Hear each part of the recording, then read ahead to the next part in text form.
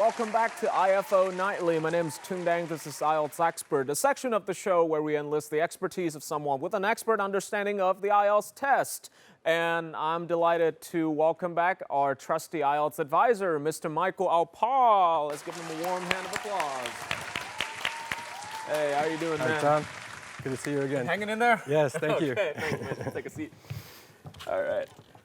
So we just took a trip to Buôn Thuở, the highlands of Vietnam. I personally haven't been there myself, at least physically, but I'm a huge fan of coffee. Are you much of a coffee drinker? Yeah, I drink coffee every day. Okay. I'm definitely, I think I'm addicted to it.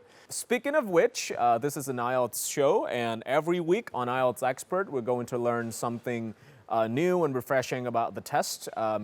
Some tip from our IELTS expert here. So let's see from the trivia today what we're going to learn about the IELTS. I will receive high vocabulary score by using idioms.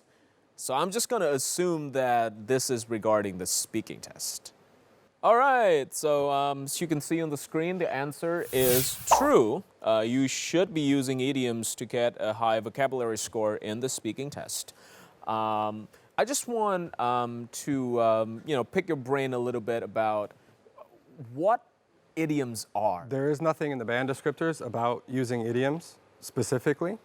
You need to be really careful when you use idioms because you want to use them appropriately. And if you're overusing idioms, that's not very fluent.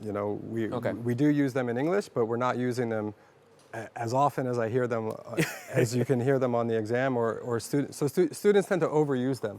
Yeah. So idioms and idiomatic expressions are good, but they need to be used appropriately. Okay. And often sparingly. Students tend to overdo it. Okay. But be careful. There's nothing explicit in the band descriptors about using idioms either. Yeah.